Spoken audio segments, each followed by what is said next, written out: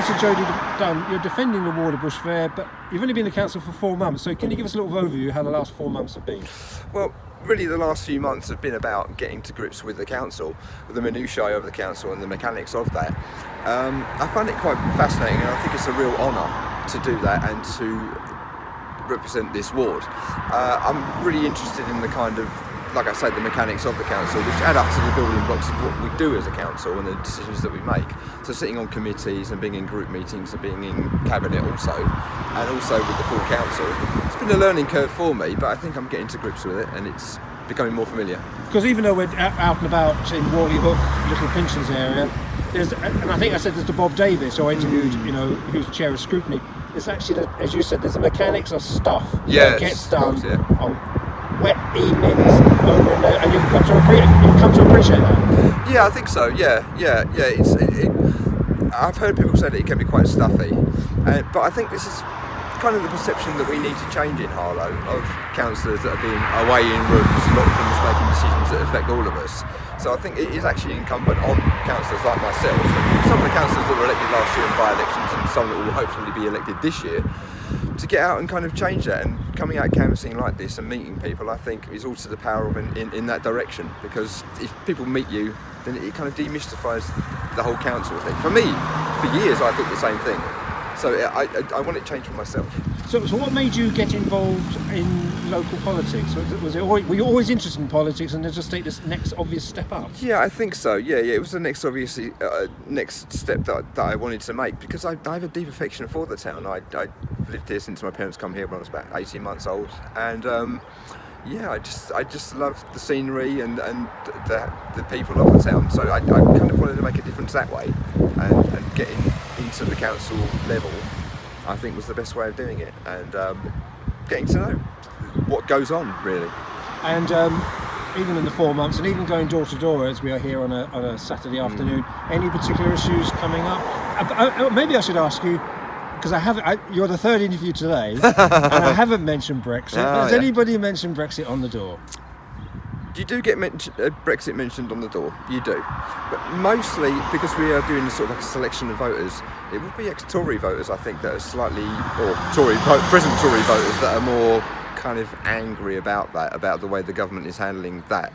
I think we should all be concerned about that too, because what we really want is an orderly Brexit, and what we want is to protect workers and workers' rights. But as for other issues that are affecting the wards, you can probably see that it's going to be parking. But the council has announced some small-scale parking solutions, little things, but they are intelligent things, like putting in parking bays and probably taking down a few curbs and taking out a few bollards that will just be small-scale parking solutions for the first phase that I think will relieve some of the bottlenecks that we've got here. Also, the libraries is coming up more and more on the doorstep. People are very concerned about that, particularly the Thai Green Library. Does that possibly earmarked for closure? Does that surprise you about the libraries? Not really, because there's been a lot of good work done, particularly by Save Our Libraries Essex, to get that out there, and rightfully so. There have been stalls in the town where it was just amazingly popular, the amount of people that were signing petitions and getting involved in the consultation. So it's good that that's coming through, and it's good that people are thinking about local issues like that. You mentioned parking. I have to avoid Holy Cross Passmore School as I live in your ward. Right, of course.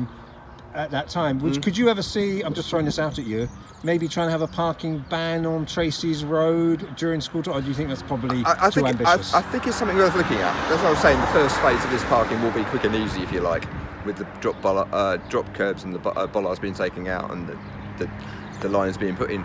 But I think certainly the next phase of the parking agenda, if you like, will be slightly more ambitious, and I think that's worth looking at. And finally, things like, when I was over at the Stowe with Bob Davis, it looked lovely, regeneration work done. Of course. Very clean, not many people there.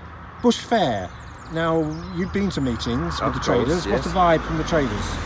Well, we've looked at the Stowe, and we've looked at the seating plan that's going on there, and it looks very nice, and the regeneration, and I know that Eugenie's been working very hard on that, working with a couple of architects to get something similar put into Bush Fair. I can't really say too much about that right now.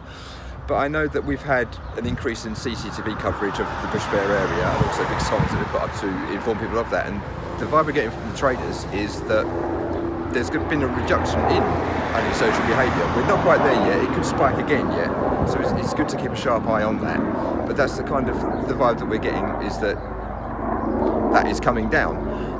We try to work closely with the traders, and we've got a Bush Fair happening again this year. So that's another sort of positive thing within the community. So yeah, it's definitely a process of ongoing regeneration with Bush Fair, and we're definitely looking at that.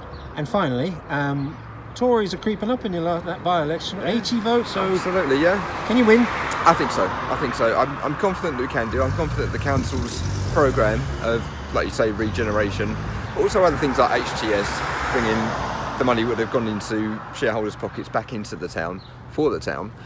I think that can be a real winner. And if you see things like the playground that's just been built in the town park also, people can see their taxpayers' money being spent on positive things. And that's what we're doing. We're running a positive campaign. And I think that we can do very well. But it's in no way are we complacent in any ward.